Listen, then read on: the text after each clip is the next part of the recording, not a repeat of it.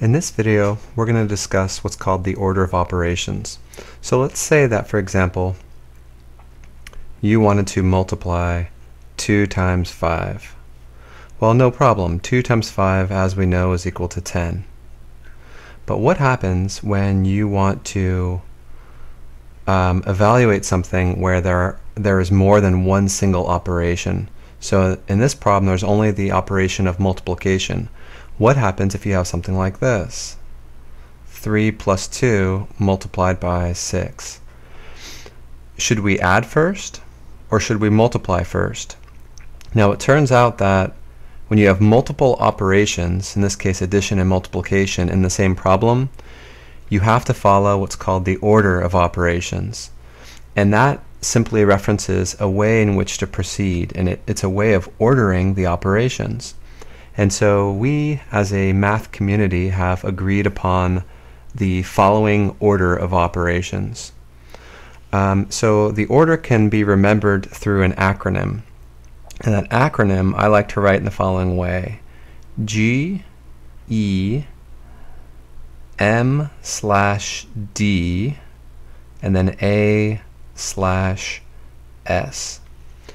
G stands for grouping symbols, and I'll define those in a second. E stands for exponentials,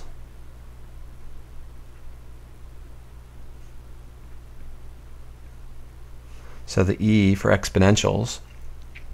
M and D stand for multiplication and division.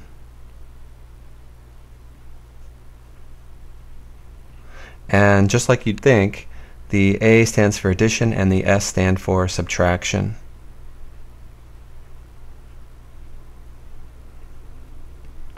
Okay, so this is how we proceed. We first take care of grouping symbols, and then exponential expressions, and then we do multiplication and division. Now notice multiplication and division are on the same line. That's because M does not come before D. It's whatever you see going left to right in the problem. So these are at the same level. It's whatever you just see looking left to right. And the same with addition and subtraction. Addition does not come necessarily before subtraction.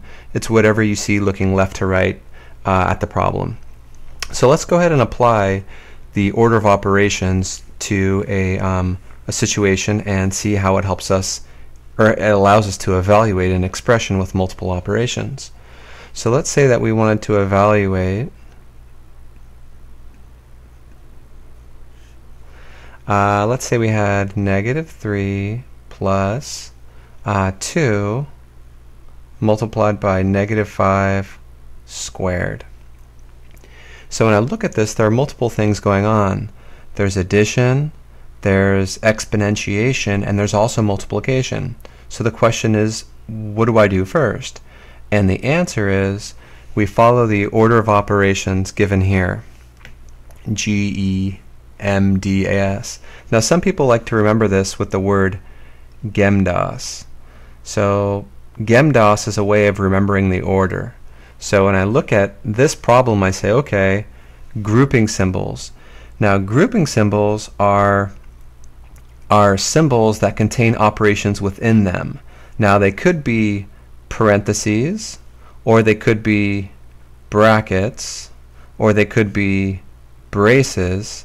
Actually, they could also be things like absolute value, which we haven't yet talked about, and they could also be the square root. So these are all examples of grouping symbols. Now, simply because you have parentheses doesn't necessarily mean that they are being used to indicate grouping. Like for example, in this problem up here, I see that I have parentheses, but there's no operation to be performed within them.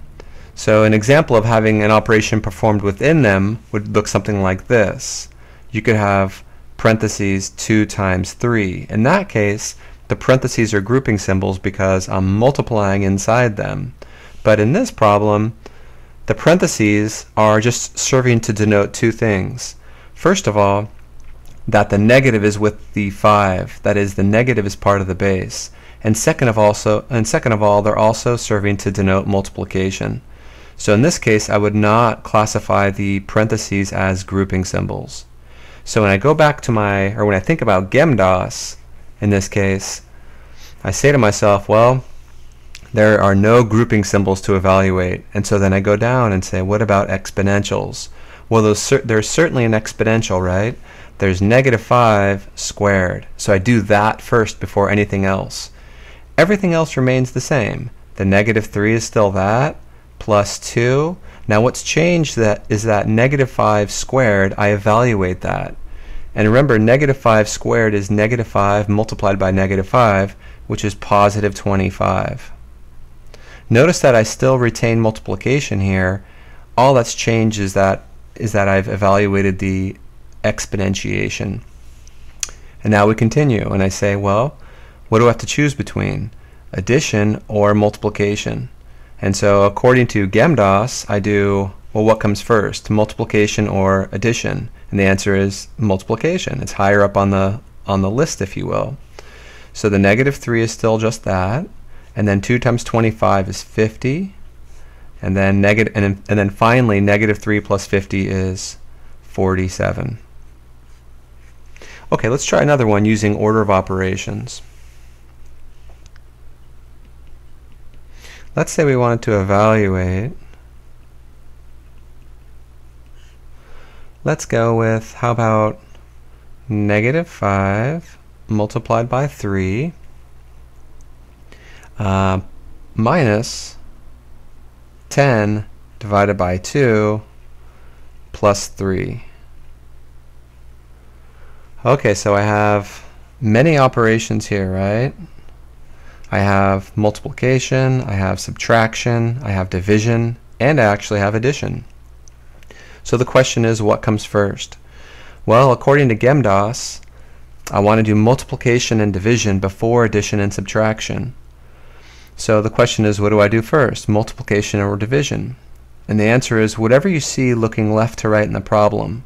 So as I scan the problem from left to right, I see that multiplication comes before division. And that's why I first say, okay, -5 times 3 is -15 minus 10 divided by 2 plus 3. And then I go on to the next step. And I say, okay, division is next on my list. So it's -15 minus, and 10 divided by 2 is 5 plus 3.